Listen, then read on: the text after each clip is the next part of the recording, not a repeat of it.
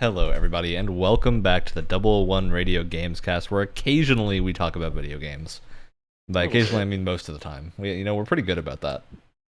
It's called a Gamescast, Ryan. Well, we're bad at staying on topic. We're good at talking about video games, as always. Yeah, who keeps railing us during conversations? I wonder, Wyatt, as always. What a Dumbo boy.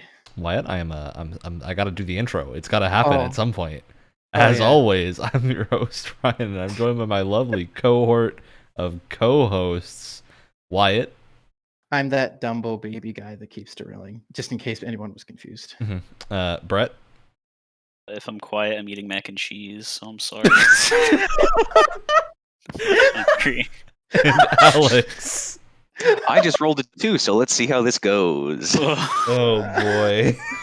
It's gonna be one of those episodes. All right. So this is episode number 51. We're almost there. We've almost made it for a whole year, at which point our contractual obligations to always Pompier will be up. Oh. But we're of course going to move on so that we specifically have to always mention BioWare every episode for the foreseeable future. Good? Great. All right. I guess that sounds good. I feel like we don't really have much of a choice in the matter anyway. I guess silence means yes in this case. Yeah, silence means great. So we're going to be talking about some feel-good games, some games that make us feel good, and what makes them the feel-good parts about them. And then, Brett, you designed this topic. You can add on to what I'm stating to make it more accurate. Okay. We want to make sure it stays true to your original vision. Oh, The original wow. the vision of the design, of the director. And not have another director come in and make it a completely different movie. Anyway, It's going to be a 4-hour-long that's podcast. why they're 2-hour podcasts and not 4. Yeah, all right.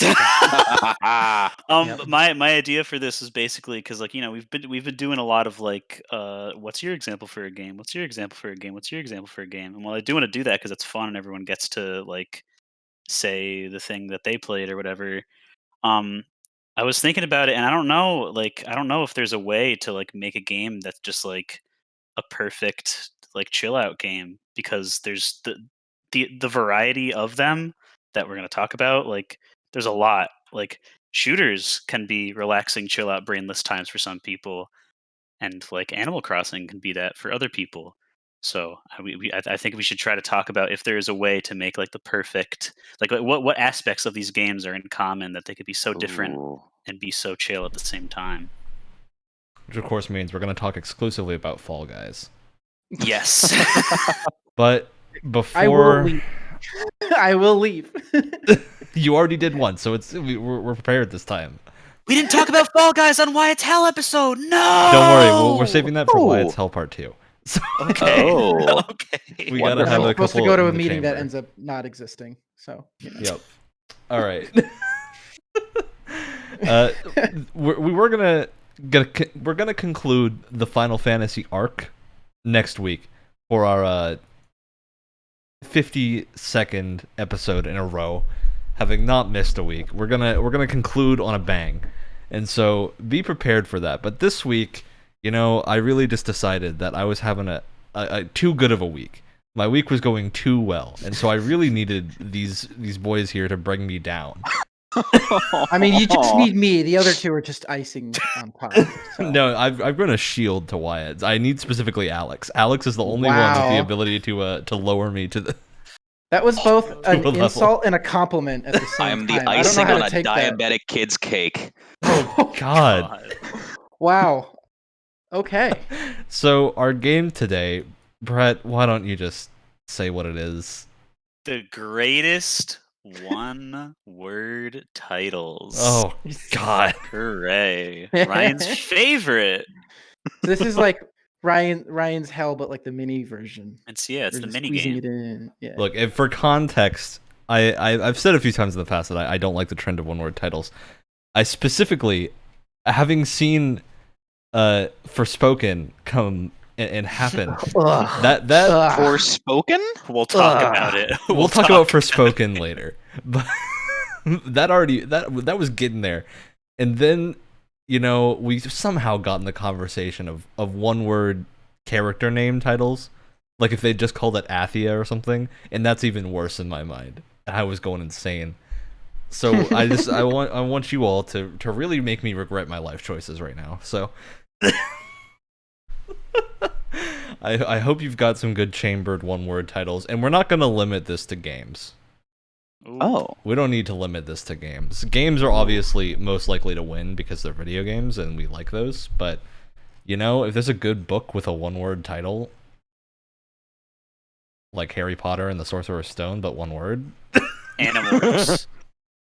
Animorphs. Oh, it's one 1984. word. 1984 is a good title, but But those are numbers. those are numbers. It's not one word. It doesn't count. All right.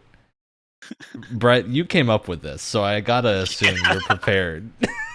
So there's this little game on, I think, the Dreamcast or something, and it's like Link to the Past, but you're a little robot. And the full name is Elemental Gimmick Gear, but it's always abbreviated as Egg. So my submission is Egg. Great. So we've already got Brett cheating in his own game. Which means What else would I do? Wyatt, Alex, just somebody at this point save me from this. Ooh. Go for it, Alex. I can sense you're ready to go. You see, Mostly I'm because trying. I'm not. I'm trying to think of one that's bad. But the one that immediately comes to mind first is Echo, that dolphin game. Ah. We're going through some Dreamcast classics right now. Jeez. I am partial to Echo though. I can't discount the Echo. I think Echo has a subtitle of the dolphin, but I don't know if that's part of the game or if I'm just like remembering Echo the dolphin as the main character. I don't know. Remember The that way to unfortunate save yourself. the unfortunate second one that I came to, that Brett might hit me for is Einhander. No, that's a good title. That's a good one. I know it is a good. Oh Jesus! It is a good title, but it's one word. The new game is now realizing that all the one-word titles that we come up with are actually really cool. Well, Einhander I don't like because it tells it's me almost literally like- nothing about what's going It's on. almost but like it sounds cool. Ryan. It's almost like Ryan is wrong or something. It's so weird. That's impossible. Why don't you give me your bit before I'm gonna blow the socks off this entire conversation? Oh, All right, I have two. I have a good one, and then I have one that I think will piss Ryan off and myself at the same time. So the good one is Journey, just because I think it really that Alright. one word No, title Wyatt specifically just encapsulates won the the game really well. But my bad one is Goo exclamation point. no, my bad one is the Disney movie Brave, because Oh, I think it's such a simplistic title that has yeah. very little to do with the actual story, and it kind of gives the impression that it's a completely different movie than it ended up being, which you don't want in your title normally. So yeah, that's Look, my bad one. So as if you we've had been a chance talking to about change your this, fate, would you? oh my god, I was slowly bubbling up and realizing how much I hate one-word titles, and then I thought of a one-word title in my head that has destroyed my entire mind space and made me realize I need to revise that statement to I hate one-word character name titles specifically and only that. Other one-word titles are fine because my favorite franchise is Yakuza. And that's a one-word title. Congratulations, you played yourself. I've done it. I have officially ended my own reality. I mean, I think obviously Wyatt won with Journey. Journey's way too perfect of a title for that game. It works Oh, on yeah. so many levels. Unironically, it works on so many levels. It's wonderful. Just that entire game, wonderful. Well, you know what else is wonderful? Feeling good in games. Give me that transition. But Yeah. we're not going to feel good in games yet because first we have to feel very bad. Oh, All right. Oh. We got to feel bad so that we can eventually be brought back up. And of course, the thing I feel most bad about this week is that Steam has banned and removed Super Seducer 3 permanently from the store. Dear God. What is? So dare I ask? this is breaking news. This happened in the last 24 hours. Oh. For those who don't know, Super Seducer is a horrid series of games. Like I hesitate to call them games. They're basically YouTube fodder because they're just really funny. It's the classic like VHS tape of a guy trying to teach you how to pick up people, Oh. and it's just bad. It's just horrid. The third game was going to come out, and turns out it includes images of real life people, not with clothes on, and that's a no on Steam. What a great thing. And the reason I want to bring this up is people talk True a lot game about design. censorship on Steam. And the reason I think this doesn't quite fall in the same category, Steam has given their reason for this, and it's not that they need to censor it. It's that Steam, for like legal reasons and whatnot, cannot have pictures of real people Yeah. without clothes on their platform. Like that's crossing a line that they really can't do. So, unfortunately, you're gonna have to go elsewhere for your Super Seducer 3 gameplay. Why would But you want to play that anyway? Like the Epic Game Store. I don't think it's gonna be there either. I have a feeling. It's not gonna be on most storefronts. So Game Pass. Oh, jeez. what It's going to be a great Game Stadia Pass game. exclusive from now on. Oh, Well, God. speaking of Game Pass, EA Play finally is on Game Pass for PC. Yeah. That's All about right. it. There's not much After I else to say stopped here. caring. We talked about EA Play on Oh. Game Pass a long time ago when it was originally going to happen. It's been like 3 months at this point. Is Yeah. it the deal where you still have to have like the Origin launcher in order to launch the game? Yeah, you have Or- to have the EA Okay. Destiny launcher. So Look. In a vacuum, I'm gonna be honest with you. It's really not that big of a deal. Like I see like a lot of people will give like an EA game like a really low score just because they have to deal with Origin, and it's like I get it. It's annoying, but like is review bombing it because of that really like? Oh, I mean, when yeah. Origin like breaks, there was a specific case of I think Mass Effect 1 for a while where parts of the game just wouldn't work because it required linking Origin to something that didn't exist anymore with like the BioWare points. But But that's a and specific that's fair. circumstance. It's No, not. and that's fair. the But like general 9 times out of 10, it's like it pops up for a second and then it just starts. It's like it's really not that like it. There's really no like out of your back whatsoever. Yeah, I It's tend really to not run that into big of a more deal. issues with Uplay, like Oh, consistently. don't even get me started. Uplay will Let me like. put it this way. I think I have issues with Uplay. I run into issues with Uplay and Origin, but they're very different issues for very different things. That all Uplay is still more kind of be a very more of a annoying. pain to use on a daily basis. I would agree with that. Yeah. All right. Moving past the. Actually, no, we still got sad talk because a game I think a lot of us were looking forward to is Gotham Knights, and Gotham Knights has no. been delayed Uh, to 2022. Okay. You know what? I'm fine with that. I want it to be Oh, good. well. I would rather it's good. I'm never ever saddened by a delay. Like I just, if they need that time, they need that time, and I want to yeah. give them, you know. If it's even- the first delay, then it's like understandable. It's Yeah. when you get to like I mean, especially in the number circumstances we're in 5. right now. Mm. So long as you don't become a Duke Nukem forever situation, we're fine. All right. So I forgot we got more breaking news this week. I don't know if anyone here really cares, but the Activision CEO getting a $200 million bonus. I did hear about that. Yeah. The gist After of this laying off- situation. I Bunch of heard about it. employees. Yeah. Yeah, the gist of the situation, and the reason I think it's kind of interesting is because people are pretty angry for 2 reasons. First of all, is that the CEO is getting a $200 million bonus, which is kind of ridiculous. Like that's just a very ridiculous sum of money He under didn't do While- anything good. for anyone. While his regular salary was 30 million, right? Yeah, he's like, this is many years worth of salary being given to this person, which is a little wild. But the bigger thing here is that most of the European publishing division of Activision Blizzard has been fired, essentially laid off,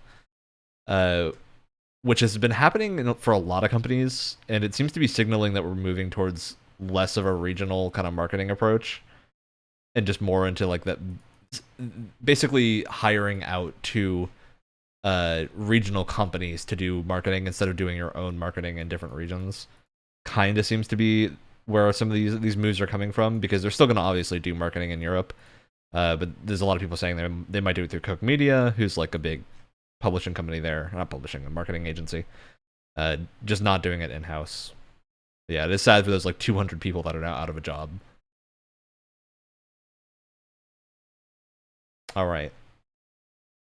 Are you ready for the deep cut? The big news story of the week. The Let's do it. most I'm ready. important. Oh boy. I'm so Sony ready. has bought the Evolution Championship Series. Oh my god! Now, fighting games are pretty niche, so I'm not surprised if people listening to this don't actually know what Evo is if they don't play fighting games. Evo What? is like the I don't know big about fighting that. game convention. It's a very large, basically just set of players. It's an open tournament, so anyone can like play on the professional stage in Evo if they're good enough. With a very low like ticket cost. It's not particularly expensive event to go to, and it usually runs in Las Vegas. Obviously, COVID has kind of hit that pretty hard, so they're moving to an online platform this year. Nothing's changing with Evo itself, so Evo is just being run by PlayStation at this point. The important thing here is that Evo will still offer multi-platform tournaments. So like your Smash Bros tournaments are still going to be happening at Evo, which is a great move by Sony. I would feel very weird if they suddenly made it. That would be weird. Yeah. If like Smash wasn't at Evo, that would be a very strange situation. And Evo is happening online this year, so if you want to compete in it, it's pretty easy to do. However, I do really hope we get back to in-person Evos because I've wanted to go for a very long time. It always seems like such a fun event, and I'm hoping that this PlayStation buyout doesn't mean we're not going to get an in-person Evo event going forward, because I could see that as a possibility. It'd be very sad, very disappointing to not Tournaments get. like that, so much of the like personality of a tournament is you have like fans there, you have like an audience there, and you have that the cheer and the excitement. If you're just watching it online, like it can still be exciting, but a lot of that like atmosphere isn't there, you know, Yeah, which can absolutely. be which just kind of takes the fun out of The things a little crowd bit. not being there makes it less fun both for people that want to go to the in-person event and people watching online. Because like half the fun of Evo Yeah. is the crowd reaction. It's the classic Evo moment 37 is like It's still one of the most watched game clips ever. it's kind of like it's kind of like watching a Marvel movie where in every other situation when I'm watching a movie in a theater, I want people to be quiet, but during a Marvel movie, I'm okay if people get like a little I want loud the and they start excitement. clapping and cheering. Yeah, it's like it adds to it, you know. Absolutely. All right, so that's the major news stories, at least that I was interested in. Do you guys have anything you want to bring up that we've skipped over? No, No. Brett? No. All right, great. Were we gonna talk about the Cyberpunk patch notes? Do they matter enough? Should we wait until there's Look, more? I don't care. I really, we got to talk about them now that you brought them up. I was just Okay. gonna let them slide by, but Well, because you mentioned that we were going to before. We can't Chekhov's gun this. look, I guess so. Or we can't Cyberpunk's not. patch 1.2 patch notes came out, and they're horrid to read because they are all in lore speak, Yeah. in-universe descriptions of very simple changes, good changes that are moving in a good direction. But it's a very small patch for the months of work that it's been. It is understandable with the cyber attack and everything they had that work is going very slow on top of COVID. So I'm not that upset about it. It's more that this is, I'm hoping they can earn back a lot Yeah. of that trust that they've lost, and this is a step in the right direction, but really In their more like defense, half they a did. step. In their defense, they did say the first couple of like major patches and updates were not going to be like game-changing stuff. They might be small tweaks and bug fixes, but they weren't going to be doing anything drastic for a little while. So, I don't think that they were Well, that was hyping these up to be that more was than they were. referring to the hotfix patches between the release and now. But it refers to this as well, though.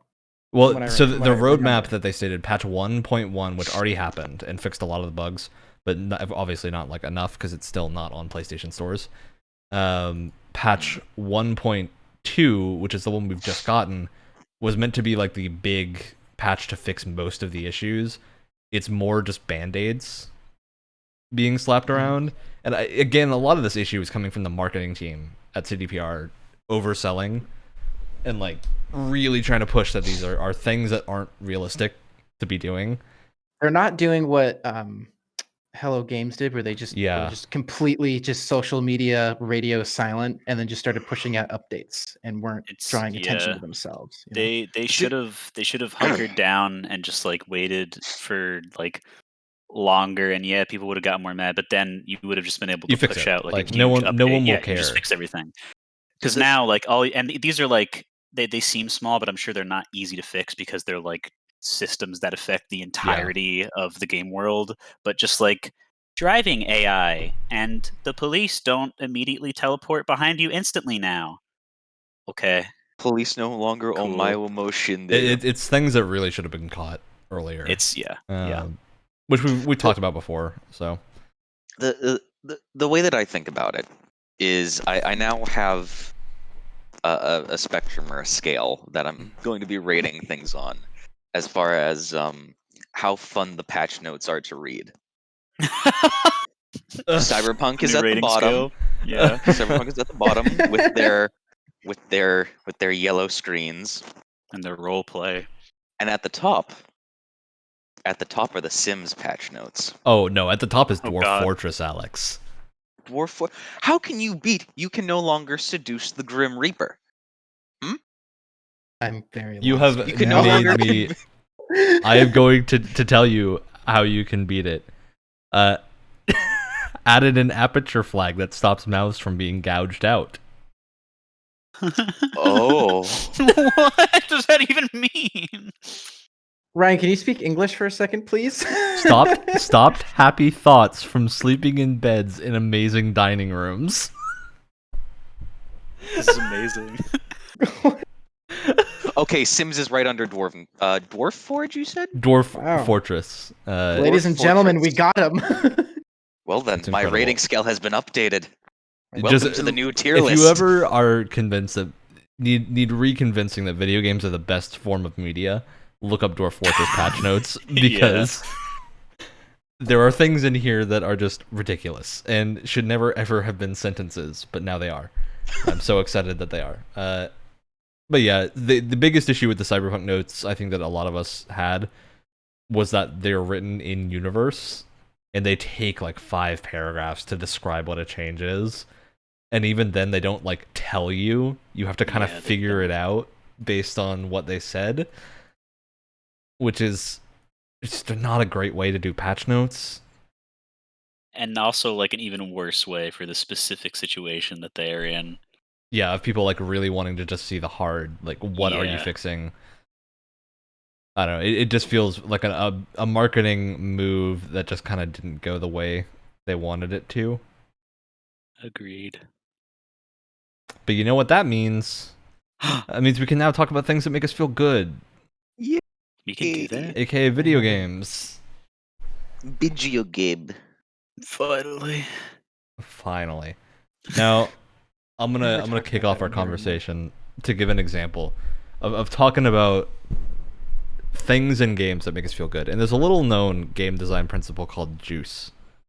That Juice. Oh.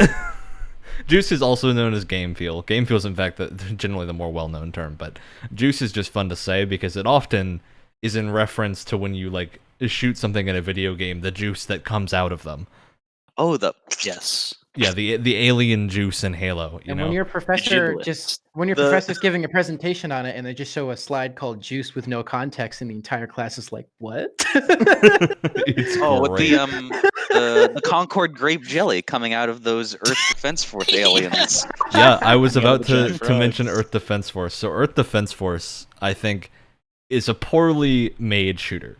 That's the clarification that has to be put there, because fundamentally the shooting in that game is like jank.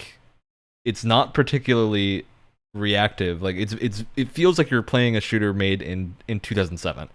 But when your bullets hit the enemy alien ants and their limbs go flying off and the screen explodes in green and purple juice, there is just something that ticks off in your mind that goes, huh, I'm having a lot of fun. Monkey Brain has released dopamine. What a wonderful I played 110 world. missions of Earth Defense Force in the past 3 weeks. These missions are only about 5 minutes long, but still. but this is why we have no Ace Combat episode. The amount of chaos you can pack into those 5 minutes is incredible. Frankly, is astounding amazing. with your Mecha Godzilla enemies. But like the point I'm getting at, I think shooters in general are a great genre for feel good games, despite not necessarily matching up with the general thought process of feel good games, because they are just pure catharsis. Like Yeah. when you're playing Doom, and you blast the big demon man, and the big demon man's arm flies off, and it's still trying to attack you. That's juice. That's juice, juice. baby. That is some real juice right there. You just got juiced. I feel we're getting into O.J. Simpson I don't like where this is territory. going. Too many juice I don't jokes. like where this Alright, is too many going. juice I don't like jokes. where this is going. I don't like where this is going. I mean, yeah, I'd credit that as to why like the Halo games are still super fun to play, because they had that stuff down Yeah. when Combat Evolved came out. Plus, they Yeah. have the greatest enemy death sound ever. It's Oh, when the elites just yell at the top of their lungs. And it's this horrific sound. But Brett, I want to cycle up to you because you made the topic. I know you got something in mind. You got something ready in the wings waiting to be revealed. Yes, until the person running the discussion asks me and I forget all of them. Oh no! No, but this always It happens. do be Classic like that. move. Classic move. It's when the teacher calls on you. You Oh, mind there's blank. just like kind of on the same lines as what Ryan said. It is really weird that just for like a chill out relaxing game, like you can just put on a first person shooter and that's like the thing that you like. I feel like on paper that would be reason to be sent to like a therapist or something. That, oh yes, oh, I kill the pixels to calm down. But there's something about sniping in specifically Battlefield that just does not. It is met by nothing. Truly, it has no equal. And I really don't know who the person is that like made it such a way. And I don't know if they had like a whole team, a juice squad, if you will. the Juice Um, Crew. The juice crew. But and this isn't in 4. I think it started in 1. Where when you get a headshot with an accurate weapon, it makes like a jingle jangle noise of like the dog tags or something, and then there's just like there's Ooh. just a wonderful red cloud of that person not Oh having no! a helmet anymore. And I think it is in Battlefield 1 where the helmets just go like flying off, and it's Sounds- Oh, yeah. amazing. It's Sounds amazing juicy. and very juicy. And even in Battlefield 4, like being that one guy and standing like a kilometer away from the rest of the map with like a 40 times scope and just like arcing that one perfect shot into the middle of just some random area that someone's got to be in, and watching as like 5 seconds later when the bullet finally makes an impact, just like the points just go flying up the middle of the screen. It tells you that you got a shot from like 1,000 meters away. Like that feels awesome. It's so cool. That's the reason why I really want to get my hands on the Sniper Elite games, because Oh yeah, That's another yeah. good example. that's Those slow-mo that's X-rays juice. are something else right there. Yeah. And it's like Sniper Elite is a different case where there's definitely a lot of. I mean, you can play it without doing this, I guess, but like there's definitely a lot of like strategy of planning out, where you're going to take the shots, how many guys you're going to kill, how can you do it stealthily. And you But- probably have to plan for like wind resistance and things like that. But like Coriolis effect. in Battlefield and most of the multiplayer games, like these are things that you can do with like minimal to as little thought process as physically possible, and you can pull off cool things that stimulate brain to make monkey brain feel good. Chemicals. And I think that's an important part. Is it's just like I low mean, low monkey effort, brain. high reward. Monkey brain's brain. the topic of this episode. So look, humans just have monkey brains. You just got to tick the right boxes, and then things are enjoyable. That's Yeah. It's really true. not that complicated. If we have thumbnails for the episodes, can we make the monkey brain meme the thumbnail for this? Start now. It's far too much effort to go to for a monkey brain joke. C's 001 podcast episode, Monkey Brain Chemicals, dopamine. It's actually our color scheme is specifically designed to inherently increase the dopamine levels you get by listening to the show. And make you hungry. Yeah, you think and make you hungry. Yeah, you think you chose to watch this from your own volition? You've been fooled. You've been brainwashed by our you've been incredible bamboozled marketing by our crack team of scientists Well, and marketing our juice specialists. crew. Juice crew. Speaking That of the should be the juice name of our crew, podcast. hey Alex, you got a juice crew for us? Oh, I do indeed. That made me choke up my water. So I have one game in, two games in particular, really, and then one feature from one game that we have talked about many a time, and that all of us are not that big of a fan of, and one of us is slowly starting to wean his way off of. You can say Destiny. Okay, yeah, I'll start with that one. I love a lot of the way that the guns feel in Destiny. Me too. There's just something about how they got that feel right. It's the perfect amount of, well, for some of them, there's the perfect amount of, like, oh, it feels, and a lot of this has to do with the sound design as well. But shotguns and sniper rifles and SMGs, so many things just feel so good in Destiny. And one Not playing against other people, just the guns.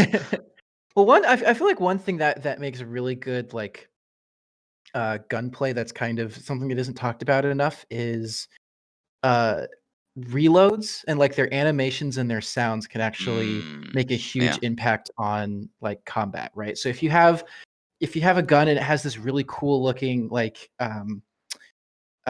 reload animation, like you put in the clip in an interesting way or something like that, and it's got like a really good clicking sound when you're putting the clip in and everything, it just adds that little bit of like, even between shooting, it's a nice little touch. Then there's a burst of ephemeral light, and two dragons on the gun slowly light up.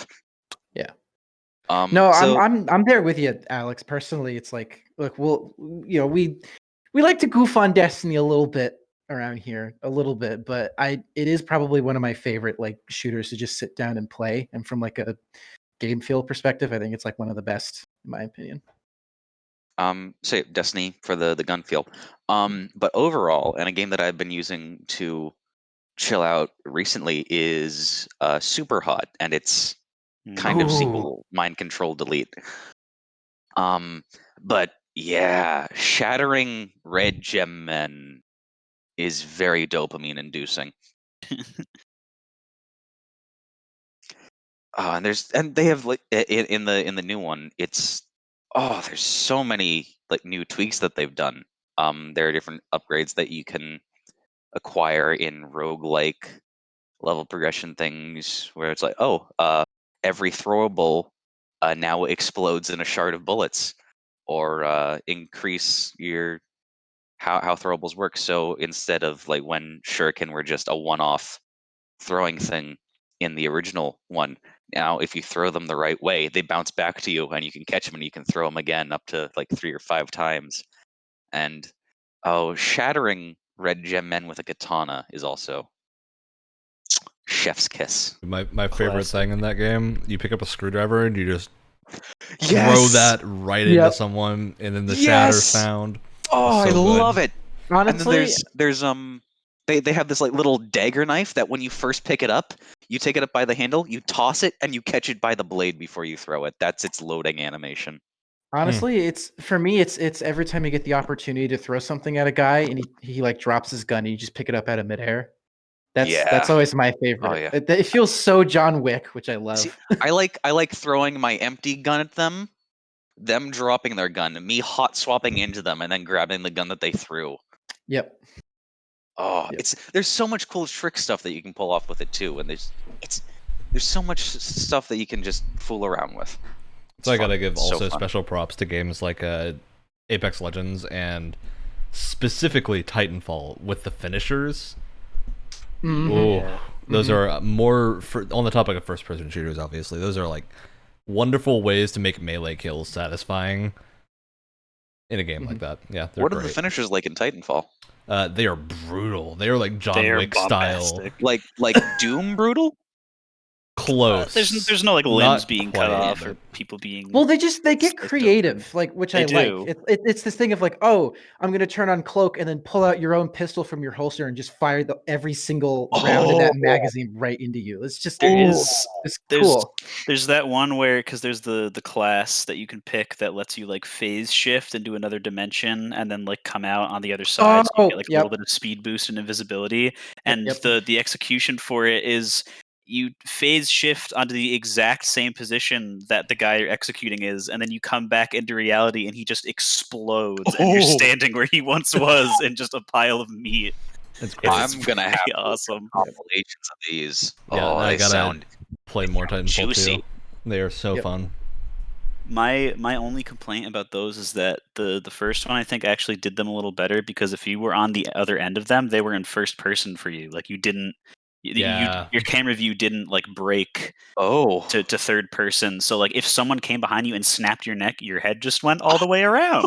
it was so pretty great. sick. It was probably motion Oh. sickness inducing. I'm Especially betting if that's it why they comes out of changed it. nowhere. It like is legit. It's kind of shocking, and it like makes you jump a little. You're like, oh god. Jump scares in my first-person shooter. it's more likely than you think. But speaking of jump scares, Wyatt, Ooh. great job. You're really rolling with the bit there. Good yes and. I'm sure you are just vibrating with excitement about what game jumps. Talk about his frequency. Yeah, well, I was going to talk about this whether I already had this primed up before we even started talking about Titanfall, but like, man, if you can execute a good parkour system and or advanced movement, Ooh. I'm instantly in love. Like wall running and like sliding under stuff and like just whatever you got. I Especially love it so if you much. I know why you were on the exact same page with me. When you sprint, slide, and then hop, and you get that speed boost, that is Oh, Ooh. the Yep. best. yeah. Is this a Mirror's Edge? No, that's a lot of games. That's Titanfall does it. It's Oh, like Apex the does a way lot to of it. keep Daylight? up. Wait, is that It's the the way to keep up Dying momentum Light, in that you mean? game. Dying Light? That's Yeah. the one. Mhm. I mean, even Mirror's Edge, like it's a very simple game when you get down to it, but they have such like a good. It's this great combination of like they have great like first person animations for what you're doing first of all, so it really like sucks you in. But they also have great art direction in that you kind of Oh, yeah. you always know where you have to go, and so you're never frustrated with like slowing down speed because it's not clear. Like you always know where to go, and so they make it very easy for you to keep your rhythm going. And again, it's like those subtle head bobs, but like it doesn't. You can't get too crazy with it, or you'll make your player sick. But like Yeah. having the right I head had to bobs turn. and making sure that your hands and feet are like actually in view of the player, so you can see you interacting with the environment. I think is really important as well. And I had to turn that off in Cyberpunk. That was far too Yeah. bouncy.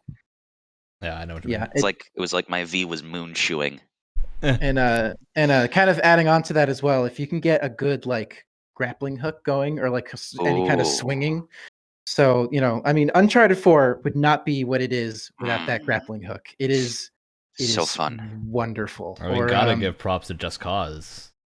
Yep. That Yes. franchise. Oh, the physics phenomenon. Oh yeah. Yep.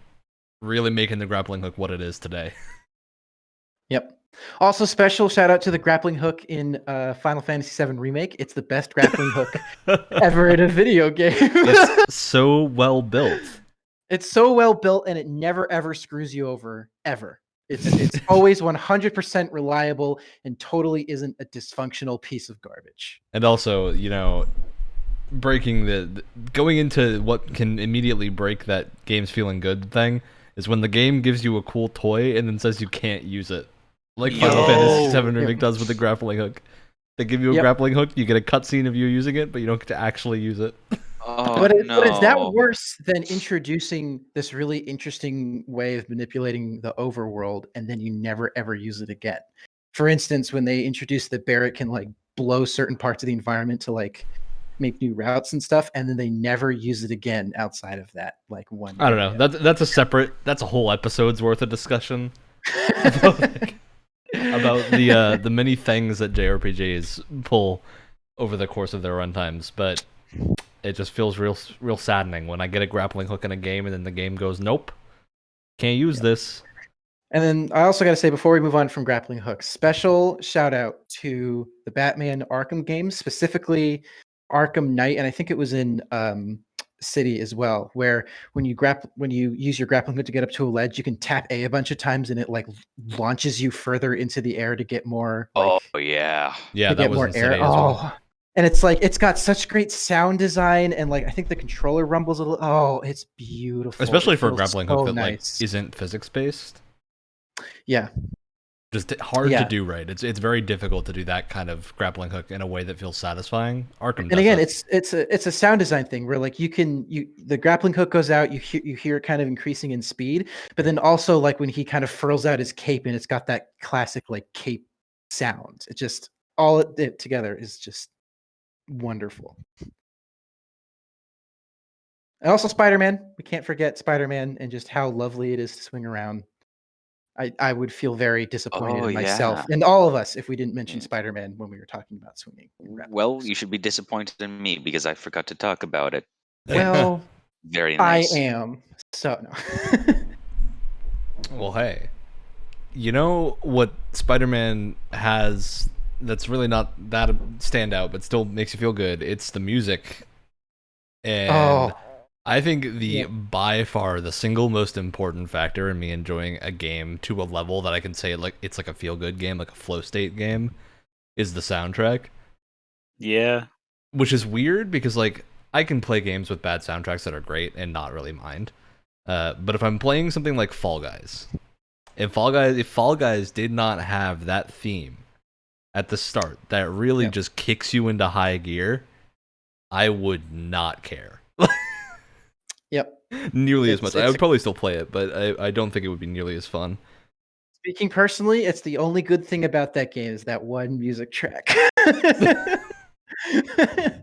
Look, I love Slime Climb, and no one can take my Slime Climb away from me. I don't want to take it away from you. I just But never want it anywhere near It me. would be too hard to. It's too slippery. You can't take it away from Ryan. yeah, it's too covered in Oh. goo! Exclamation point.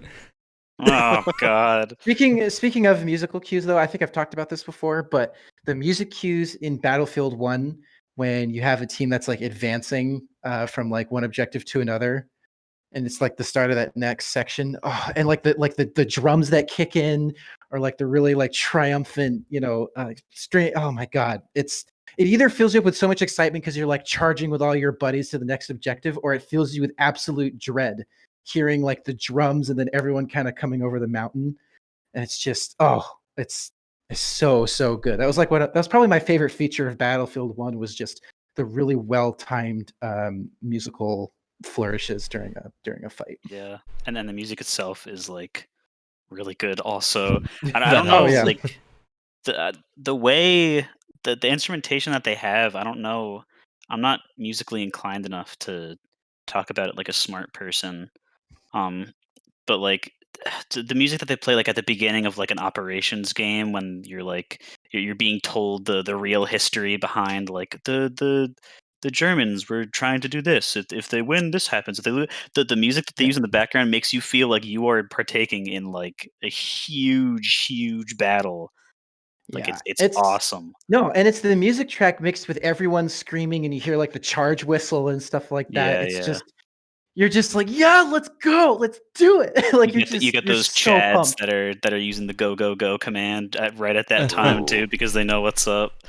Yeah. No. Well, as they should, because it just adds to it. Of course. It's Listen, dude, beautiful. I'm one of them. Like I I've mean, never, I've never had so much fun like with a charge in a video game, just a big military push. It's you can't top it, at least for me. It's perfect. unless we bring back Mag, but Mag is a game for another decade at this point. So I Right, I got to think bring you're it the back to only what I was. person. Mag is. I am not the only person. I know many people who loved Mag. You I've all heard are of just Mag. uncultured No, no, no, swine. no, no, no. I've heard of Mag only after it, wasn't available anymore, which makes me sad because it legitimately looks really, really cool. All right, I want to get back to the music topic I was going to talk about, which is Mhm. specifically music that is like very different styles. I think one of my favorite things in a game is when either you like switch combat styles or like midway through a boss fight, the music changes to a different theme. And if it's completely different in every possible way, I'm even more having way more fun. There's a very very well known primal fight in Final Fantasy XIV against Shiva, and midway through that fight, the music changes from this like somber orchestral like sound to J rock, really really bombastic J rock. It's amazing. It is one of the best transitions there is. And it just instantly makes that fight so enjoyable. And of course, Yakuza 0, a game I will never stop singing the praises of, has combat styles. And when you switch combat styles, the music changes to be a remix of the That's combat sick. track based on the style you're using. So when That's you're very cool. doing Majima's style with the baseball bat, there are like licks in there that sound like baseball sports like licks that they would play at a sports game to like announce a thing. But then you switch to his breakdancing style, and it just goes into like crazy mode, and I love it so much. It is so enjoyable. And then of course there's also EDF, which has great music. It's great bad music. It's not good music in any situation that you would ever want to listen to it, but it is so like straight out of a 60s like terrible sci-fi B movie. And it fits perfectly. It fits Yeah. perfectly. It's incredible. It has One the of my- goofy theremin and everything. One of my favorite like video game memories was actually at a GameStop, which I think is kind of funny, but it was when the was it Rayman, was it Legends was coming out, right? And they had like the Wii U demo at like literally every single GameStop, and they had that one demo where you're playing that one level where it's everything you're doing is in beat with Black Betty, the song Black Betty, and you're just jumping through this like little 2D platformer bit along with the song, and it's just so cool because like you'll hit like a pile of skulls or something, and it's like in tune with the beat to the song. Oh, it was so cool. And every time I would go into a GameStop, or even if we just walked by, I would like sneak in to play it once because I just thought it was so cool, and I did that so many times when I was a kid. Dude, I don't know why I have visceral memories of the GameStop Rayman Legends like demos, but yeah, you're right. Those were in every single GameStop when the Wii U Yep. came out. Well, you can see why it got me at least. Like every time I saw GameStop, I was like, I gotta play that Rayman. Mom, you don't understand. I gotta play that Rayman. You just wouldn't get it. You don't get me, Mom. Well, speaking of things that other people don't get, Brett, Oh. Aw. Okay. Wow. Jeez. tell us about something that makes you feel good in games. This is a culmination of all the things, but another one on top of them that I don't think I've seen in anything else, just because it's a stupid little thing. But there's a game called Dusk, absolutely bombastic boomer shooter style game. And like the music is by the guy that is doing the Doom soundtrack now, Andrew Holschult. So it's just like complete utter insanity that's just blasting in your eardrums. And a wonderful thing in that game is that there's no need to reload anything, because it's like in the style of an old FPS game. So you're shooting until your collective ammo pool for your dual shotguns runs out of ammo. But it would be a waste if they just made the R button do nothing, because that is the classic reload button for most like default FPS controls on a keyboard. So when you press R in Dusk, your guns twirl, and it offers you Oh. no tactical advantage, but your guns twirl, and you press Oh, R the same yeah. amount of times that you would normally press R because you think it would reload, but you're just running through a hell maze made out of meat, blasting deer men to bloody pieces while twirling shotguns around like a madman, and it's amazing. And they like okay, so in every game that has like mouse look, you move the mouse forward and you look up, and then when you're looking straight up or whatever, your character stops because your neck can only go so far. In Dusk, when you're Oh jumping, no. that buffer is no longer there, so you can just do Oh. backflips, and it's amazing because it's all in first person and it is so disorienting. But when you are jumping around and blasting everything to little chunks, flipping your guns and flipping yourself all over the place like a madman, it is kind of awesome. I mean, that's going back to the first-person shooter parkour that Yeah. White brought up earlier. Like, something inherently very, very entertaining about, like, especially parkour that is very skill-oriented, that is, like, not part of the design of the game, but it's just things that happen. Like bunny hopping in Counter-Strike, I don't think was ever intentional, but it's something that, like, players really latched onto because it's a fun mechanic to be able to go in and just, like, do some crazy acrobatics in a game very much not designed around that. Yeah. And could be a lot of fun. if you do design your game like around that sort of thing, it only gets even better. Like I'm thinking of the pogoing in Hollow Knight and all those parkour sections that you just have to like hit every single like pogo off of every single spike perfectly. And I think that like kind of gets to another thing where it's just like these things that require you to go through them essentially without taking any damage, because if you take any, you die. Like when you get through one of those, it is like, oh, I mean, that's I'm what God. Celeste I've done is it. like Yeah, yeah, made yeah. for. It's a great example of that. Especially with it being like they know exactly the length that segments need to be to not be overly frustrating when you fail, and just like instantly bring you back to like right before you attempted that section, but you still got to do it perfectly, and it's a complicated set of movements. But if you do it, you get your reward, which is this nice little strawberry or a tape disc or something. It's great. Inherently, the game just gives me collectibles. It doesn't matter if they do anything, but I'm You're gonna have right. fun collecting. That Give me is your like another strawberry. that is like another ape brain thing, huh? It's just like, wow, Oh, I have yeah. another shiny object. Oh, Another shiny object that I can never see or interact with, but it's there and it makes me happy. A fine addition to my collection. exactly, of other things that don't exist. You know what else doesn't exist? Alex Labella.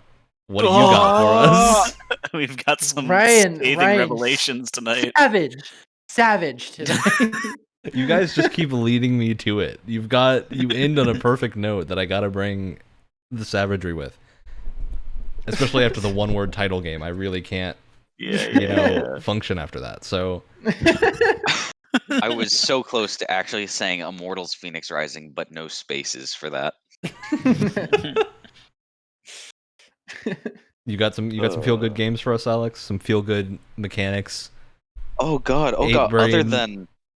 Other than Super Hot, well, after the demise of Flash Player, I've gone to Noida for my Dust game fix.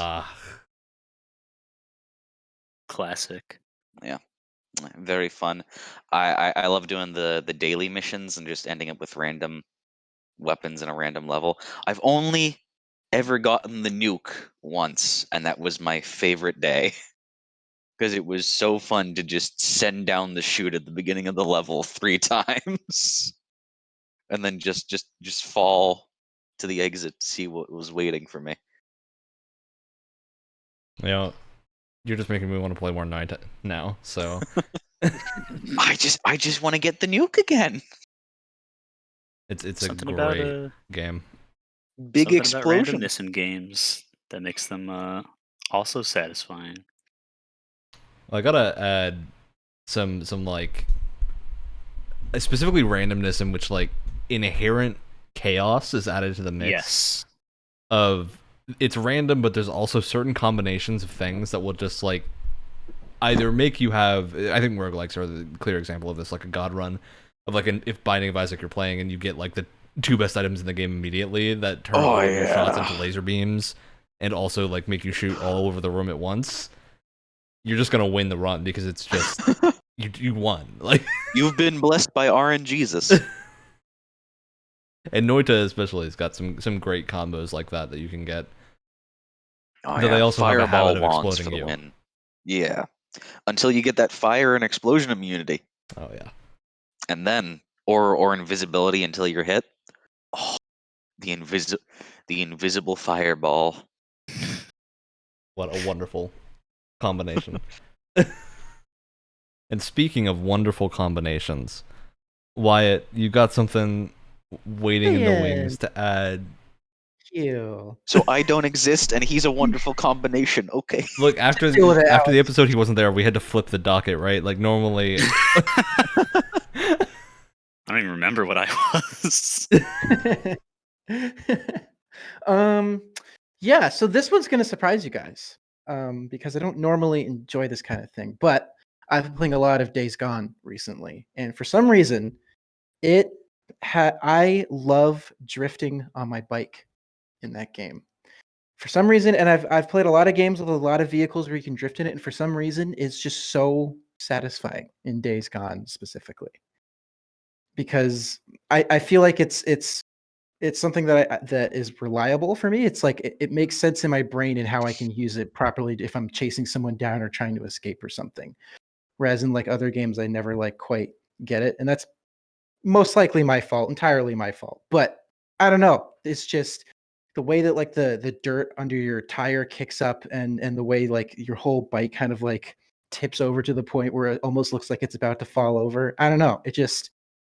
It's real nice when you can like get a good if you have to make a really sharp turn and you can just get that drift quite right and just oh baby, it's something special. I just think the driving like the bike mechanics in that game overall are actually really really well tuned. you know, I just like games that feel good.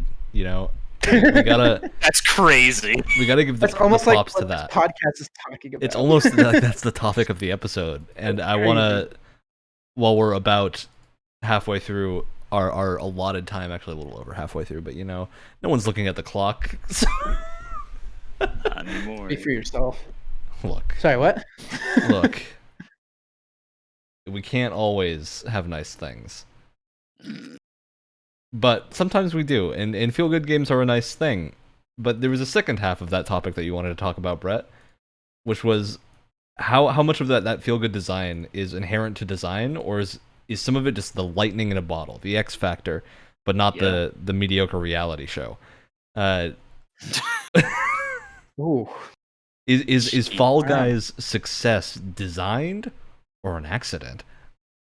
There's our clickbait title. And then we'll have like a red circle with like arrows pointing around it over like one of the Fall Guys like Bean Men, as if he's like a mystery or something. Look, we don't have the technology to do custom thumbnails yet, so it would just be over the Double M Radio logo. Well, But we all have to have the YouTuber influencer commenter face where we're all just like, oh, or like freaking out with arrows pointing everywhere. I'll tell you what we need. We all need rant avatars. Oh no. oh boy, we need that the signature rant music. You know, I do have a custom loop of just like nice idle music for us, but we don't use it because we don't take a break midway through the show or anything. So that exists. We do have that music. This is not a good thing to reveal. now it's a possibility. Now the audience knows our secret. That we Just remember haven't shown all the cards yet. The rant avatars have to be drawn with their arms crossed. Oh, always, yeah. Of course. That's a given. Of course. So I want to talk about a bit about that second half of the equation, Brett. That idea that is it something that the game is inherently doing, or is it something that the game gets as a reputation? Is it something that's just like an accident? In the case of like the bunny hopping that we were talking about, that was an accident. Yeah, that wasn't intentional, but they've kept it in because they're smart and know that people like it. But there are other games that haven't done that. So you know what? I'm gonna call on myself first because that's the order of things we're going in, and I forgot for a minute, and I was gonna call on Brett, and then realized that would have broken the order. And look, my monkey brain needs ordered things We can never break to the feel order. good. It's illegal. Yep, completely illegal. So I think the more interesting one of these, like we all know Fall Guys, but Fall Guys is like, I think just good enough in design, and I do mean just good enough, not great enough, not poor enough, that it's gonna succeed because it's like the only thing in its space. But Among Us, I think, is the more interesting one to talk about, because Among Us like I knew this topic has was stuck sus. around in a way that very few games have, over being so popular for such a long time. Like, it reminds me of the old school like Secret Hitler craze of like the 2014s. Yeah. Where that game was just like everyone was playing Secret Hitler. And Among Us is like a similar concept of like finding an imposter and, you know, figuring out what's going on in the underbelly of the ship that you're on. So I want to give some props. I think Among Us specifically is just very well put into its space of like, not even speaking about the game itself and the quality of it, because I think Among Us is like a very well designed game, but the market right now, combined with the situation in the world, combined with the fact that Among Us is like very cheap or free on phones, so that the barrier to entry is like incredibly low. I think they got that lightning in a bottle, and then combined it with being a pretty well designed game to begin with, and now we got Among Us YouTubers everywhere. Is that a good thing? You decide. Oh. The answer is no, though. It's not for us to say until a future episode when that will literally be the topic. Hey, but you know, it'll happen. You are right though, and I think something worth pointing out is that like Among Us was a thing for years and years. Like, what didn't the original 2010? Yeah, 2010 it released, and they were just about to like finish up making Among Us 2, and then the first game became popular And they 11 canceled years Among Us later 2. for some reason, and they canceled the second one. So like, I don't know. I think it is one of. It's certainly like, because the game functions like it's supposed to. It kind of like it's like playing Mafia, but over the web now. So it's a classic Also, kind want to of. confirm, Among Us is not 2010, 2018. 2018, okay, but Really? still a while before it like blew up. That's 2 whole years before they gave it like any attention, pretty much. Here I was thinking it came out before Skyrim. It I might was have gonna been say announced 2013. around then, but Oh, only came out more recently. But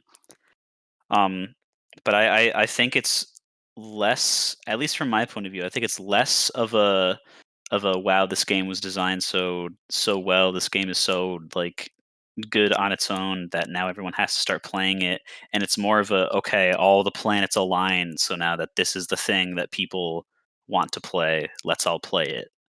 I think it's less of what Go were you ahead. gonna say? Yeah, go ahead. I'll add mine to the end of yours. It's less of something that is the game's like quote unquote fault, like by design, and more just what is going on in civilization currently that is making people want to play the game. Yeah, and I also want to add, I think a big significant portion of it is marketing, and that Among Us had very little marketing until a handful of YouTubers and Twitch streamers picked it up and started playing, and I think that kind of reveals like the good design underlying it, because people hadn't been exposed to it before, so they're not going to know that they want to play it, they want to get into it, and it doesn't matter like if the game is great if you don't show it to anybody. Like, if no one knows your game exists, it could be the best game in the world and get 0 players, 0 purchases, because like there wasn't that marketing push at all.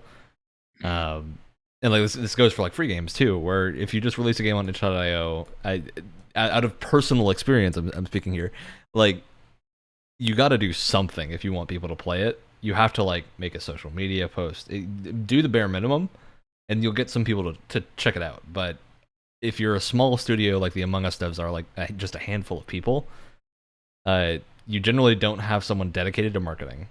You generally don't have people like pushing the game on a daily basis, because the people marketing the game will end up being the devs, and the devs likely don't have marketing experience, don't know how to do like a concentrated market push. So a lot of that is just getting lucky. Like Stardew Valley was the same way. Stardew Valley got lucky. Well, you know what else? Exploded. You know what else got lucky in kind of an interesting way? I honestly think Outer Worlds got really lucky, purely from a marketing perspective, because it was a game that was very reminiscent of Fallout, and it was a game that was announced around the time that it was like right around the time that Fallout 76 was released is kind of when they were um, when they first revealed Outer Worlds, obviously from the guys that made Fallout New Vegas, and then the game was released around the time they released that Fallout like subscription like membership program, and everyone was like, "What the heck is this?" That's when they released Outer Worlds. So I think a lot of the game's success came from people being like, "Nah, screw this." Yeah, and I also think like that shows. I don't think Outer Worlds was a success solely because of that, because clearly like No, of Obsidian course knows what not. they're doing.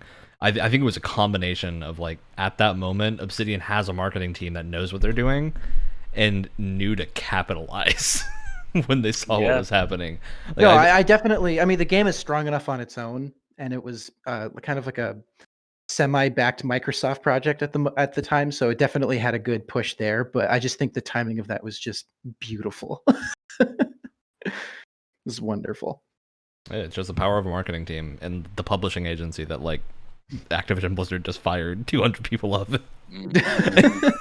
The difference that they can make for a game. Brett, Yeah. your turn to take the Among Us train to somewhere. I'm going to dive off the Among Us train and into the Take me with you, please. Into the boiling pot of soup and lava. into the valley thousands of feet below to my doom. Oh, I have like this has been something that's the whole reason that I kind of thought of this part of the prompt for tonight is because I have this on and off relationship with probably one of the best examples of one of these like chill out types of games that we just haven't mentioned yet, Minecraft, and like Huh. because I keep I I do this thing where it's like it's my Warframe behavior, but like worse, where it's like years will go by and I will not think about this game, and then I will, someone will be like, "Oh, I just made a server. Do you wanna play it for a little bit?" And I'll be like, "Hell yeah!" And I'll play it for like over half of the daytime period of my real waking life for like 2 weeks, and then I won't touch it for like another 5 years or something like that. And it's weird because it used to be like the game that I and a lot of other people like as youngins would just be like, oh yeah, this all let's chill out and play some Minecraft. This is so relaxing. And I think it's kind of like at least for me and a lot of people that I talk to, I think it's kind of lost that. And I think part of why that is the case for people that think so is because it's just like it's so complicated now. If you like compare what Minecraft is now to what it used to be, it is like it's not a completely different game, but there's a lot there that was not there before, and I think kind of gets in the way of the chill out, relaxing kind of just like, oh, I'm just gonna sit down and like build kind of thing. And kind of an inverse of that is that you can just be like, oh, well, why don't you go back and just play one of the older versions, because you can do that now. You can set your launcher back to whatever version that's been Huh. released before. Um, but now my feeble mind, my monkey brain has been poisoned. I've eaten a bad banana, and I go to do a thing in an old version, and then I realize that, oh, I can't do that yet. They didn't add that in this version. That's in the one that I'm used to playing. That's up to date. So there's no good in between now, because I've stuck there the whole time, and this whole rant culminates in me throwing my fists up to the heavens and asking God, why isn't Minecraft a good chill out game anymore? Aw. Yeah, I think legitimately a lot of it is that like we figured Minecraft out. Like Yeah, Minecraft as a concept is simple, but there's lots to do. There's tons you can build. But at this point, like we've hit the point in Minecraft where you're never gonna do everything. Uh And additionally, like the game, as you were saying, is more complicated now, which can be a good and a bad thing. Like it's good for people that play the game a lot all the time, and want that added complexity to add new layers to it. But it's bad for people that are like play once every couple of years, go back for a few months, and are like, "What am I doing now? Like, what is the? Yeah. This is all so different." And to be honest, I think a legitimately large amount of the chill out factor comes from food. I think the food system was I don't want to say it's a mistake, but I want to say it is just punishing enough to the chill out methodology of game design that it turns the game just slightly off course. It's Because like it's something you have to it's how the constantly iceberg. check. I gotta get to my analogy here, Wyatt. Sorry. The Titanic hit the iceberg just by a little bit, but that it sunk the ship, right? Yes. And I think that's the scenario that Minecraft has been facing, is like it's just leaning just slightly off course continually. Partly probably because of Microsoft influence. Like I think a lot of that is the original team doesn't really have as much ownership anymore. But yeah, I think you're right with the food thing, though. I agree with that. because when I think to the specific time that like I started to drift away from it, it was food.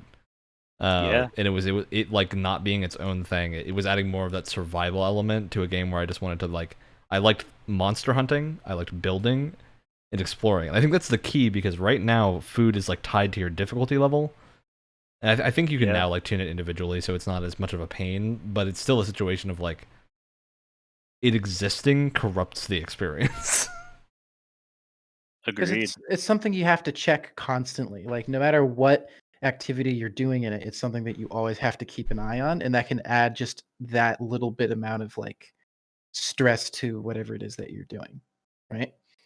And so it's like, well, I have to check it. Okay, is like the meter fill enough? Do I have enough food in my pack? If not, where do I go to get more of that? You know, Because I it's think like, it necessitates things like making a farm. Yeah. Yeah. And as soon as you've necessitated that activity, it becomes part of the core loop, and a lot of people just don't want to do that. Like, well, and it's interesting too because I'm thinking about like chill out games, and for me, it's like No Man's Sky can be that even in its like kind of survival mode, and it doesn't have like food, but it has a very similar system in that you have oxygen that you have to replenish, right? But I feel like the difference in No Man's Sky is that oxygen is so much more plentiful. Like there's very few moments when you're on a planet where you look around and there isn't oxygen within eyesight, right? Whereas like I feel like with food in Minecraft, it's like a little bit more difficult to come by. Like well, you it's have also to, No Man's Sky has a solution. You just get in your ship. Like, yeah. But even if you're away from your ship, right? Like maybe you get distracted and you're a little bit further away from your ship than you thought you were. It's like just looking around. There's a lot more because it's you have to gather. Is it specifically oxygen or is it whatever the material is? It's like always surrounding you. No matter how much you spend on a planet, there's always more like within. unless you eyesight to do. specifically went to a planet that's like a big warning red zone, But like those but aren't then that's your quite. fault. Yeah, yeah. It's just it's a lot less stressful there because it's always the solution to that problem is always within reach, so you worry about it a lot less. There's a lot less planning ahead because you know, in case unless it's a certain planet, you just know it's going to be there for whatever you're doing. All right, And Zach. also, Go ahead, Matt. I had one more thing to compare. Because I was just going to ask you if you had anything else to say about Minecraft. So, Well, boy howdy. Is this carbon or is this oxygen? Because I have not No Man's Sky. I There's think there's like both. yeah, you can convert carbon into like the oxygen material So that you need. carbon is like are either like neither of these are tied to how much health you currently have, right? Like you can still No, no. yeah, you can still play the game and But your health therefore starts. Well, it is because your health starts to lower once you run out of oxygen because you can't breathe. the thing. Well, yeah, That's yeah. just That's unrealistic. the thing that I was getting at is like you can in the situation with hunger right now in Minecraft that makes it really annoying is that if you just like if you don't have enough food to fill your hunger bar to a certain amount, you just won't regen your health all the way.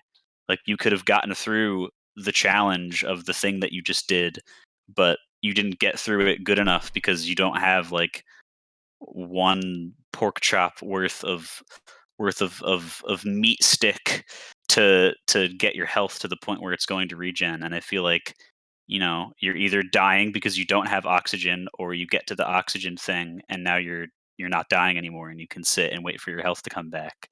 But that's just like that. There's that extra bit of management in that specific way that I think makes hunger really annoying.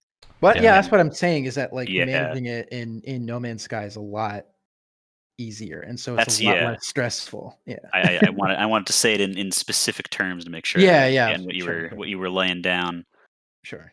I think the thing for Yeah, me smelling too what is you're that stepping in. it's tied to difficulty in Minecraft. Like, I think a lot of people will mistake people not wanting to deal with those survival systems for not wanting to do like a difficult thing.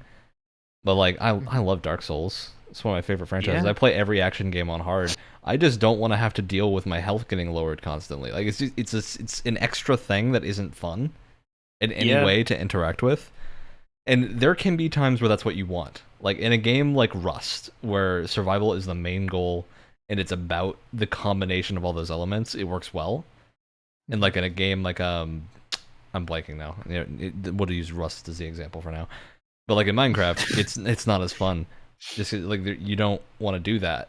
Like why do I gotta get food if I want to build a house? It's not fun. Those things shouldn't be connected, but they are because of the system.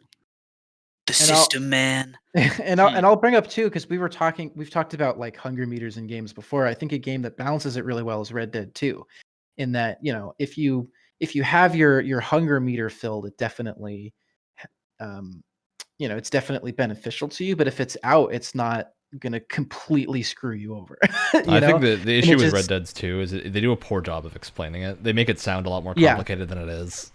Well, they make it sound a lot more dire than it really is too. It's really like, because they're very similar systems on like a very surface level, but when you look into it, it's like it's way more casual in Red Dead because I think it's tuned very differently, and it just isn't the negative effects of it aren't quite as like intense, I would say. And so it's more something like, yeah, do it occasionally and like eat food, and it's almost something more to just kind of encourage the player to eat food and kind of invest yourself in the world. And it's like, oh yeah, I'm Arthur Morgan in this world, and he's got to whip out a can of beans every now and then. That's just like more realistic, less of it, and it's less of like an actual mechanic to like make you to kind of make you worry about it. It's more of like an incentive to have you eat every now and then to kind of immerse yourself in the world more. Look, I just wish Red Dead 2 didn't have a pickup animation for every object you come across. Or every single time you have to search a dead body and you have to like pat the guy down and like pull him up Sometimes behind him. And... Nintendo is right when they make a game where you don't have any animation for picking up objects. That's Breath of the Wild did it correctly. All right, Alex, you got some things to say, I'm sure. Waiting. Do I in fact have some things? I hope so. You want to bet? Because you're on the spot now. You want to bet?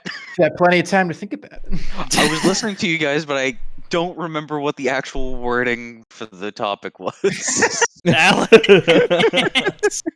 I swear to God, I had things prepared. It's we've moved to the R.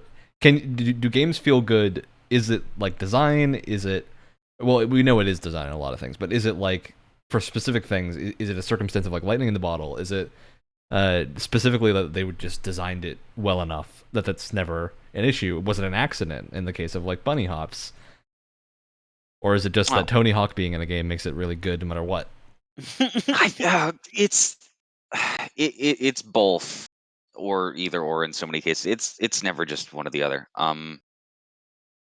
But a lot of the times I find that oh God. Well, I'm not sure if I'm talking about this from the satisfactory point of view, but with how Fortnite started the battle royale craze, I guess. With I don't know, maybe it was the right time with lightning in a bottle type stuff, but then people try to mass produce said lightning in a bottle, and Yeah, you get so many flops, and then you get Apex Legends, But this and then you Fortnite get almost so feels like a many flops. direct response to like PUBG players that were unsatisfied with how Oh serious the game yeah, was. Mhm. PUBG was yeah. Which is weird because I think they were in development at the same time. I don't think there was like a definitive first thing Chicken there. or egg. Well, I think PUBG definitely came out first, but I don't think it was a case of like Fortnite was developed because of PUBG. I have a feeling they were working on that beforehand because Fortnite's Well, I mean, different enough. Fortnite wasn't even a battle royale to begin with. Yeah, but like the battle royale version of Fortnite has so many inherently Fortnite elements. Like it doesn't Yeah. play like other battle royales, which I think is Yeah. the distinctive thing there.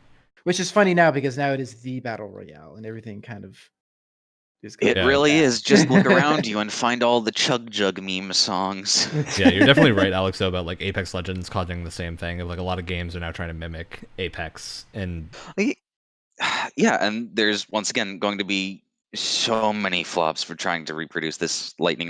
And I think well, if I don't know, I'm not the person to ask when it comes to like was this exactly lightning in a ball or was it designed perfectly? But iterations are going to come from that from the mass producing trying to recreate the lightning in a bottle in games because um one of the things that I say a lot is there are no or no good idea is original really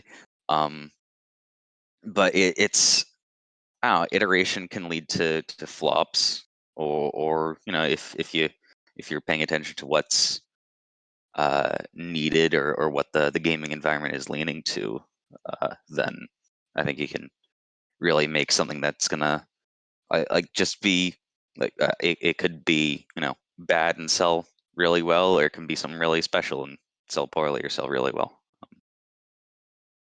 yeah, I don't know. I think you're hitting the nail on the head there, where it generally is just like a combination of a lot of factors, and it's super hard. That's like the reason that like every game isn't a hit is because it's incredibly difficult to capitalize on all the things that are happening. Like Epic is one of the few companies with enough resources to really be able to do that.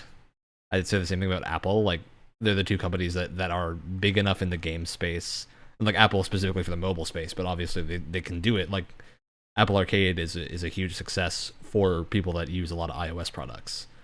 So I started to get messages from the App Store telling me, "Hey, you should try out this app." And I go, "How did you get my number?" And I remember I have an iPhone. yeah, yep. Uh, yeah, I think that's really just indicative of what happens with most games now. Of like the few games that capture that lightning in a bottle, and I think that part of the reason the Cyberpunk Fallout was so bad, despite the fact that like Cyberpunk has a lot of issues, but a lot of those issues are issues we've seen before. I think a lot of it is that like they hit the lightning in a bottle of marketing with a genre that hasn't had a game that was high profile in a very long time and that people were really clamoring for, combined with the huge success of Witcher 3 means that like the hype level for Cyberpunk was by far probably the biggest hype level we've ever had for a game. And so if it's not, Unfortunately. yeah, like if even if Cyberpunk was far better than it came out, it would probably still be getting trashed. Oh, absolutely not. It's a No Man's Sky situation with that. Yeah, it's like It was doomed to be from the amount of advertising that they were I think like a lot doing. of that fault probably lies within the CD Projekt marketing team of like they really pushed the hype train too far. Oh, of 100%. you can't promise the world and deliver the moon. It's still like a significant landmass and it's pretty great, but There's no oxygen. there's no oxygen, and you can't survive on the moon. So I don't know, that analogy kind of lost itself. Well, think of the patches as a spacesuit. It's a Uh-huh. spacesuit. We are going insane. You still don't have oxygen. They've given you a spacesuit though. But you see, if you think of the spacesuit as Earth Defense Force, and the AirPods inside the spacesuit as the music. AirPods. AirPods. Oh yeah, we were talking about Apple, so. Oh yeah. All right, we've officially gone off the rails. Wyatt, this is your moment to air your grievances. I don't know. This isn't strictly about video games, but what does really interest me is like just a project that has such a troubled development and doesn't really come together until right before its release, and it turns out they just stumbled across some kind of like ingenious formula. Like speaking specifically within video games, I think of like the hell that Bungie went through to get Combat Evolved done, because it went through so many different iterations of being like a strategy game, and then it turned into this like weird sort of third person multiplayer like adventure thing. And then they were bought by Microsoft, and they're like, "Hi, yeah, you take all this, and we want you to do something completely different with it for our like brand new console that is like completely untested as a brand. Have fun." And then they basically just had to take everything and make a first person shooter that's supposed to wow everyone. What if you made For- a culture icon? Yeah, no, and like even going as far as like they didn't have a name for Master Chief for most of development. I think like his nickname was just Husk for like most of development. And they're like, "Oh God," Oh, like they completely forgot to give him a name. They're like, "Oh God, we have to give this guy a name. What the heck's going on here?" And so like much of the story wasn't completed either at the time. Is kind of a mess, but they ended up somehow creating a gaming icon, launching an entire hardware brand, and revolutionizing the way that first-person shooters are made on console. Yeah, it doesn't happen every day, you know. Yeah, It's I think there's also like the golden example of disaster development was Final Fantasy 14. Like that we still have not yet to have a game that came out in a state that was so reprehensible. The company like publicly apologized and promised to remake it within 2 years. yeah, Like that is just and then something make it that, and then that make it doesn't canon, happen. And then and make then it make it canon to the canon. Yeah. universe and really good.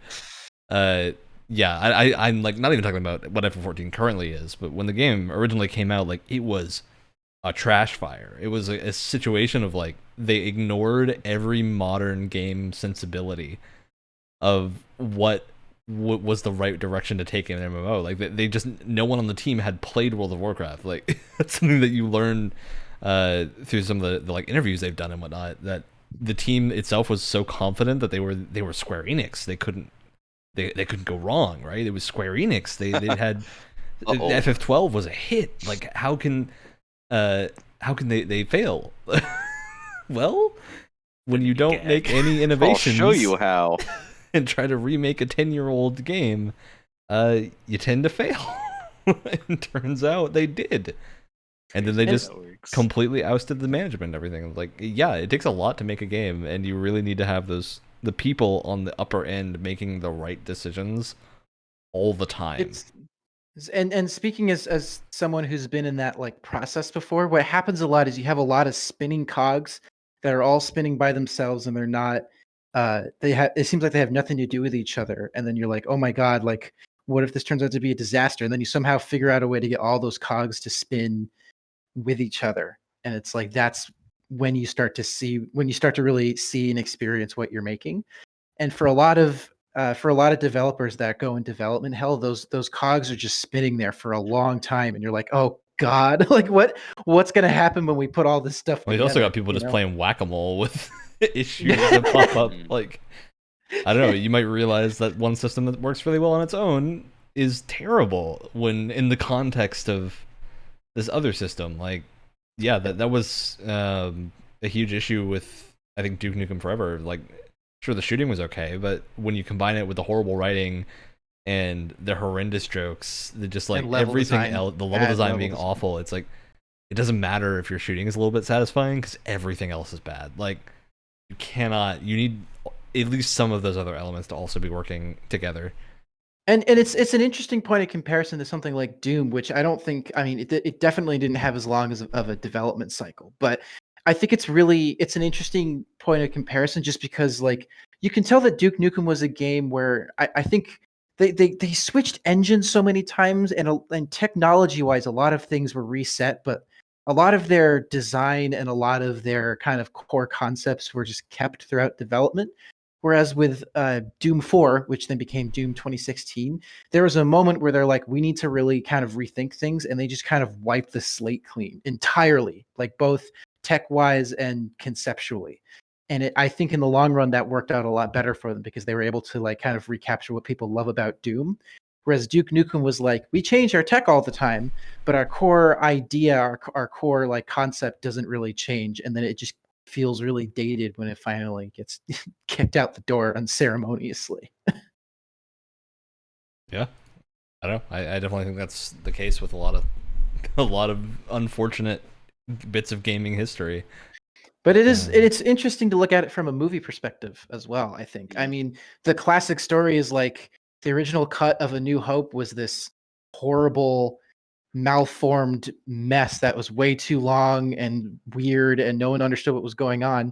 And it was basically a movie that was saved in the editing room. They chopped out so many weird, useless moments, and they just kept what they felt was most important. And they made Star Wars. But you had to say the Star Wars words.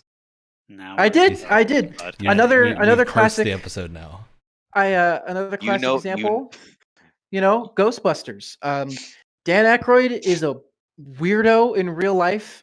He makes these massive scripts with all of this lore and this crazy stuff, and they have to bring in a bunch of talented people to be like, all right, let's take this mess and make something come of that. And that's what the original Ghostbusters was. He also sells Crystal Skull vodka now.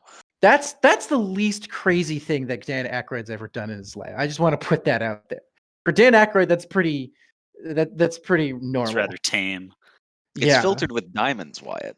I mean, like if you remember the original Ghostbusters when they're talking about the giant slore and all that stuff, that didn't come from nowhere. That was part of this massive, like, weird ghost universe that Dan Aykroyd not only like made up but also believed in and thought was real. So they had to bring in, Ivan Reitman, one of the best directors out, or he's one of the best directors ever, and he's like, all right, I'm gonna just take whatever the heck this is and try and make something work. And they brought in just the right talent and just the right people to make a classic comedy when it wasn't supposed to be that originally. It's A fascinating. documentary. I mean, yeah, it's the kind of stuff that he would tell his kids, and I was like, this stuff is real. he's a crazy person. But no, and then Ghostbusters just turned into what it is, and then they tried to recapture the lightning in a bottle, and it didn't work. Did not work. Twice in a row. Nice. I think those moments where you have like that. Oh, okay, we're dealing with all this. What if we just we just gotta start over because we have too many things on our plate right now. We've taken the step back.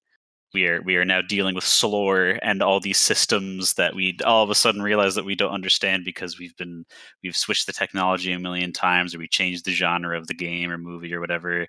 Like those times where like the team or person, I guess, agrees to just like step back and be like, we should start over a little bit.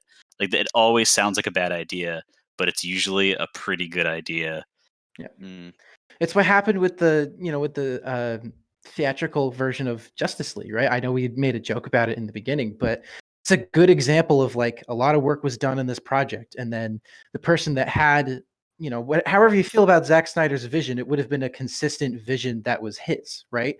Then you bring in a director that has nothing to do with his vision and his talents lie entirely in other areas, and you try and make it work instead of just, either getting people that fit the project more, or just kind of starting from scratch, and you get this weird malformed Yeah. mess that feels like exactly what it is, which is a movie that's that has the conflicting vision of two completely different people. All right. Well, I think we've hit most of our topics, unless anyone has something to add on the feel good games bit. I mean, overall though, it's like what you like. Doesn't really matter what if generally people like your game or not. If you have fun with it, that's all that matters, my guy. That's all that matters. That's your feel good game. Then more power to you, because unless you like Duke Nukem Forever. Because unless you like Duke Nukem Forever. Because you know what? all that means is that you can enjoy and see the good in something that others Or can't. Ride to and Hell you should just- Retribution. and you should just take Right to Hell Retribution and get it off! Get it Or off! what was the game series that you said was recently removed from Steam, Ryan? Super Seducer. Or that Oh yeah, one? if you like that, Or that yeah. one, yeah. See, I wanted to end on a nice note, You but did. then you brought in Right It's to not Hell, the and ending I yet. just It's couldn't. not. I just We haven't hit the end yet, Wyatt. That was the end we of hit the the section. end of our main discussion. We hit We the have end of plenty that of main time to say discussion. cursed things. The end is not the end. The end It is is never the only end. the middle. Look, we've hit the Evangelion point where we need to just name everything like 3.33, repeating, Yes, and then and then we'll just get 765 worse over every 2 time. days. yeah, every episode's gonna get more off the rails until eventually we're all talking about Orange Tang and exploding. So I don't even think there's Orange Tang anymore. I think the Orange Tang's already out of the canon at this point. For the We've movies. we merge into one being. yeah, look, well, we can't merge if we already were. So We'll just end each episode by clapping at each other. congratulations. All right. Uh, With that, we basically we did it all. We hit the end. It's shout out time. Woo! All right, Brett, you got something? uh, uh, shout out to the soundtrack specifically of Wild Arms 5, which I think is the game that I gave the shout out to last time, but I don't know how I don't know, I don't even know the name of the person who was the composer for Wild Arms 5, but it's like movie quality, like sounds like a full orchestra was recorded for just like the battle theme, and it's kind of amazing. Like it's the most like the anime western, everything is like guitars and whistles with like super echoey drums and stuff. It is super Amazing. cool. I would recommend that to anyone listening to listen to that instead, because it's way better. All right, Wyatt, you got some wonderful shout out for us. I do. Shout out to the whole Back to the Future trilogy, but I do want to give a specific shout out to the third one because I feel like it's a little underappreciated for what it is, and I think they did a great job of taking the franchise and then making a legitimate western out of it. So it's shot differently than the other ones. It's kind of shot like classic westerns. It has a very specific kind of like dark, kind of gross looking lighting that invokes a lot of westerns. And yeah, just a lot of like classic techniques used for it to make it feel more authentic. And I thought that was really cool. And it's something I didn't notice as a kid, and I do now, and I thought it was pretty cool. Well, speaking of other things that are pretty cool, Alex, give us your shout out. Hey. The one Thanks. nice thing he's had to say all day. Thanks for making up for the fact that you Savor. said I don't exist. Like, just I just think of the Katy Perry song. I'm hot and I'm cold. You know. Yes and no. You're in and you're out, and you're up and you're down. Oh god. Shout out to the latest Gundam that I just built that I have right next to me that I'm Hey. currently hoping I don't drop and holding around like an airplane because you go In case it goes burr. because he can turn into both a spaceship and a tank, and I like him. Well, you know what else can turn into both a spaceship and a tank? It's me. You guys didn't know that about him? This is a surprise to people? Hey, be careful how you end sentences. 'Cause I will use it. Yeah, I gotta give a shout out to a very specific patch note that I always just love to think about from Crusader Kings. The Pope is no longer likely to personally excommunicate you just because he slightly dislikes the look of your face. If that isn't a sign that AI is becoming more and more human-like, that needs to be in the patch notes Oh, for it, then I don't no. know what is. It's becoming too self-aware. Exactly. They don't like the look of your face. It's great. I don't know. It's just a very special patch notes. It's right below Dwarf Fortress for me, the Crusader Kings franchise, because they're almost as insane, but not quite. They're a little more grounded. But with that, we did it. We've hit the end of the episode, and that means before I hit the outro button, like I'm supposed to do at other points, but I don't. Podcast episodes air at 7 a.m. Tuesday morning Eastern Time. You can catch us live Sunday nights at 8 p.m. about. Sometimes. Most of the time. Usually. Most of the Occasionally. time. And yeah, that's about it. Go subscribe to the YouTube channel. We have next episode, when we finish the Final Fantasy arc, there will be a visual component showing all these images of the wonderful characters that everyone has. So yeah, we'll be doing that. And yeah, next week, 50-second episode, full year. We're not doing anything special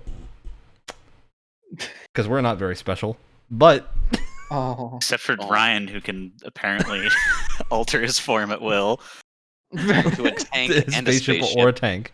That's it. That's the only two. We know you only mean Alex, Ryan. Okay, that's we know what's really going on here. Mm-hmm. All right. Well, with that, the show's over. We're ending it now. It's we did it. Well, no, we haven't done it for the next 20 seconds. So You have been deemed ugly. That was the AI considering you no longer good looking in the face department. it's gonna excommunicate me. Execute you in the That form whole